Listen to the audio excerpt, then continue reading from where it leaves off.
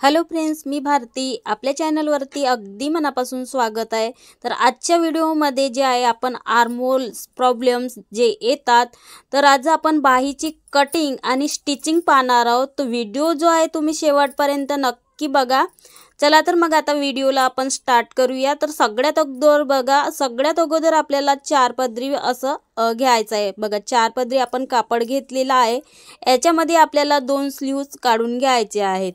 तर बघा इथं 2 स्लीव्ज काढण्यासाठी आपण दोनही भाग पल्ले जे आहेत आपण जोडून घेतलेले आहेत। तर अगदी व्यवस्थित आपल्याला कापड व्यवस्थित करून घ्यायचं आहे। आणि आता आपण ब्लाऊजची बाहीची जेवढी पण लंबाई जो आहे ते काढणार आहोत। तर बघा मी इथं 4 असे ब्लाऊजचे पीस बघा 4 म्हणजे 4 पदरी इथं घेतलेले आहे आणि 2 स्लीव्ज जे आहे आपण याच्यात काढणार आहोत। तर बघा आता सगळ्यात अगोदर आपण ब्लाऊजची जे आहे बाहीची उंची मोजून घेणार आहोत।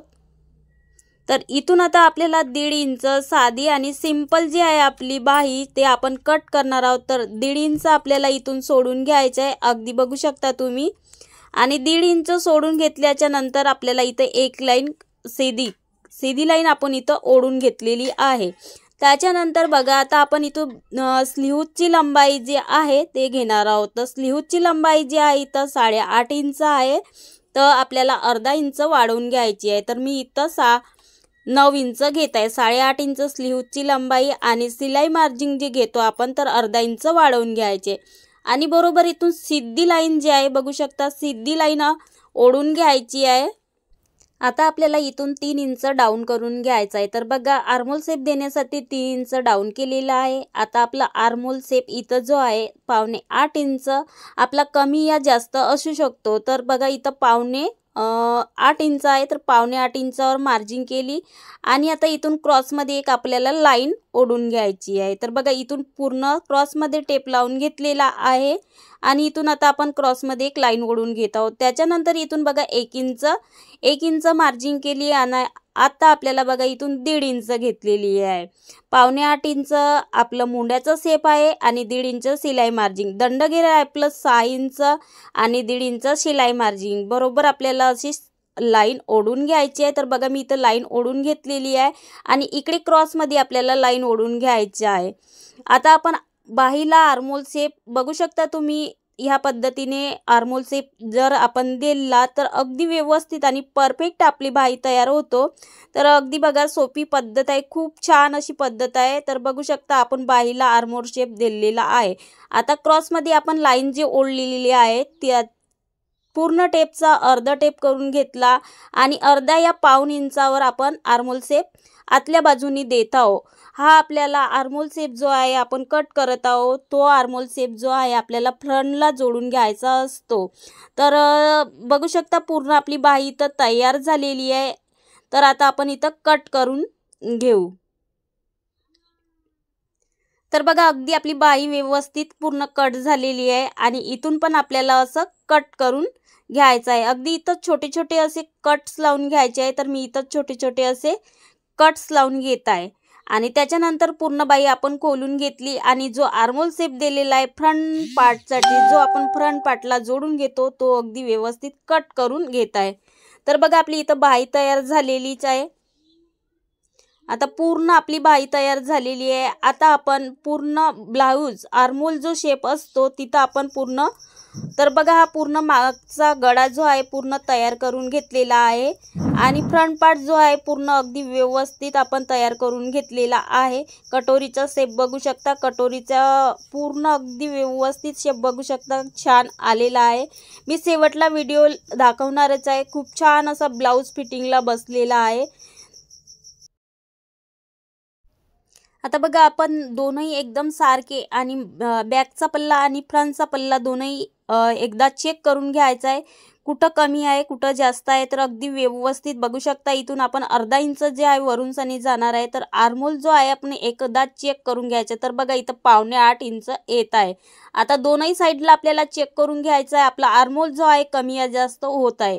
तर असं एकदा आपण चेक केलं तर नंतर आपल्याला प्रॉब्लेम येत नाही। तर बघू शकता एवढा पार्ट जो आहे आपला जास्त झालेला आहे, जो आपला फ्रंट पार्ट जो आहे आपला जास्त झालेला आहे तो नंतर आपण कट करू। सगळ्यात अगोदर आपण इथं शोल्डर जोडून घेत आहोत।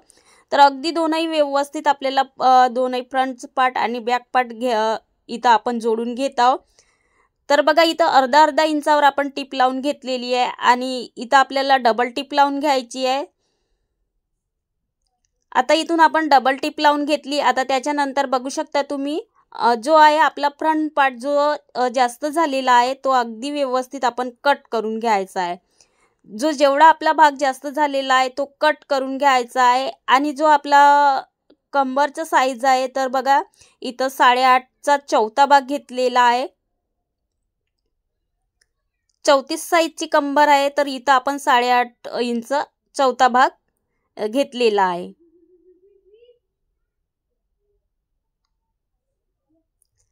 आता बघा इथून आता आपल्याला दोनही जे आहे फ्रंट पार्टचे पल्ले ते दोनही एकदा व्यवस्थित आपल्याला चेक करून घ्यायचं आहे। इथून बघा इथून आपल्याला बघा आपण जे आयपट्टी घेतलेली आहे ते सोडून आपल्याला छातीचा चौथा भाग इथं 9 इंच 9 चौक 36 तर इथं छोटीशी एक कट्स लावून घेत आहोत आपण आणि जो एक्स्ट्रा पार्ट आहे तो आपण कट करून घेतलेला आहे आणि 1.5 इंच सिलाई मार्जिन ठेवलेली आहे।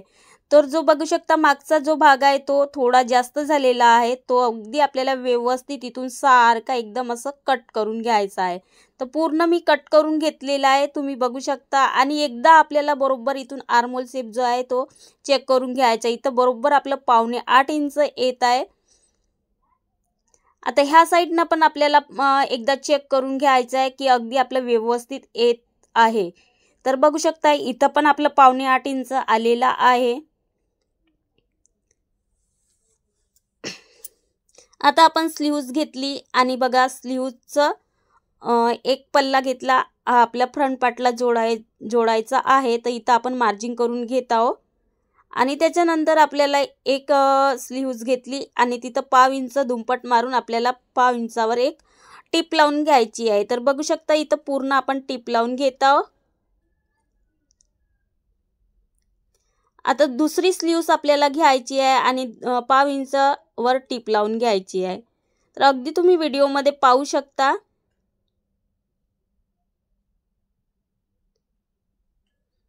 तर बघा आता आपली टिप लावून घेतली आहे। आता त्याच्यानंतर बघू शकता तुम्ही जो आहे आपण मार्जिन केलेला कट लावलेला भाग आहे ती छोटीशी कट लावलेली आहे तिथं आपण दुमपटून एक कच्ची शिलाई 4 नंबरची आपण इथं देत आहोत। ही शिलाई जेव्हा आपण पाइपिंग करतो तुरपाई जेव्हा करतो तुरपाई झाल्याच्या नंतर हे शिलाई काढून घ्यायची आहे। तर दोनही स्लीव्सला आपण इथं शिलाई करून घेत आहोत। अगदी 4 नंबरची आपण इथं शिलाई करून घेत आहोत।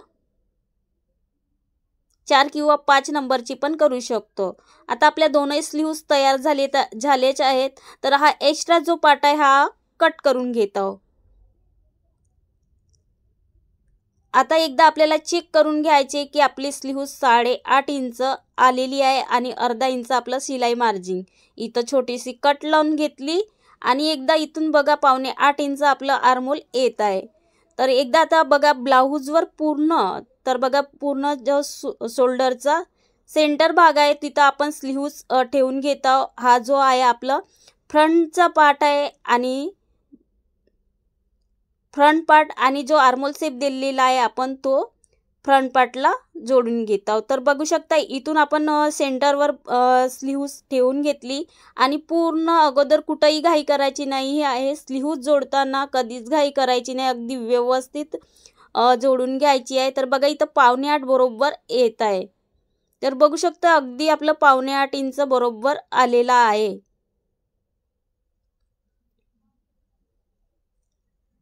आता दुसरी पण आपल्याला तशीच त्याच शिलाईवरून दुसरी शिलाई आपण करून घेत आहोत इथं।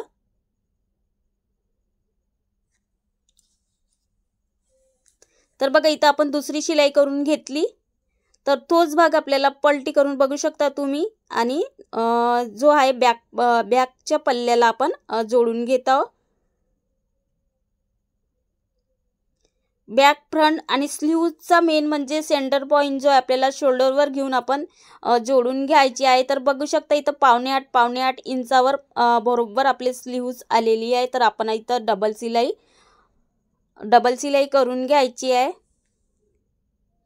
तो फ्रेंड्स आजचा व्हिडिओ कसा वाटला नक्कीच कमेंटमध्ये सांगा आणि व्हिडिओ आवडल्यास लाईक करा, शेअर करा, सबस्क्राईब करा। अगदी व्यवस्थित आपली स्लीव्ज इथं जोडून झालेली आहे। तर बघू शकता कुठेही प्लेट आलेली नाही, कुठेही असं कापड जमा झालेलं नाही एक्स्ट्रा। अगदी व्यवस्थित आपली पूर्ण बाई अशी जोडून झालेली आहे, बघू शकता तुम्ही। आता दुसरी स्लीव्स आपल्याला अशीच जोडून घ्यायची आहे। अगदी व्यवस्थित आपली इथं परफेक्ट अशी बाई जोडून झालेली आहे।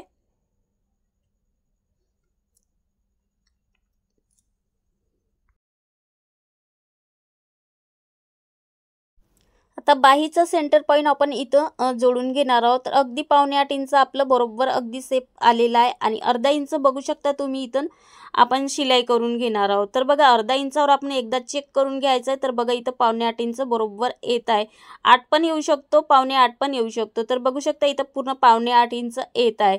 तर दुसरी बाही घेतली आपण आणि बाहीचा सेंटर पॉइंट घेतलेला आहे आणि आपण इथं पूर्ण स्टिचिंग करून घेणार आहोत। अगदी व्यवस्थित बघा इथं कुठेही बाही जोडताना कधीच घाई करायची नाही आहे, अगदी व्यवस्थित आणि आपण आरामात बाही जोडायची आहे। तर आता इथं आपण डबल तोच भाग पलटी केला आणि त्याच्यावरून आपण डबल टिप लावून घेत आहोत।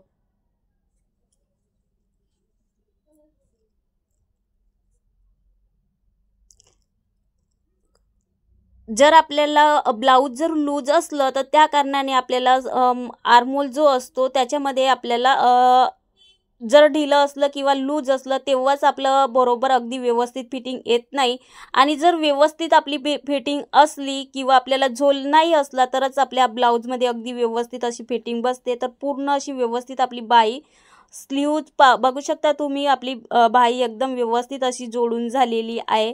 तर आता आपण अगदी व्यवस्थित इथं पूर्ण एकदा चेक करून घेतलं तर बघू शकता खालचा आणि वरचा जो पल्ला आहे बॅकचा आणि फ्रंटचा अगदी व्यवस्थित आलेला आहे आणि इथं 7.5 इंच आणि छातीचा चौथा भाग बघू शकता। इथून आपल्याला छातीचा चौथा भाग 9 इंच अगदी बरोबर आलेला आहे। दोनही भाग आपण जोडून घेतलेले आहे।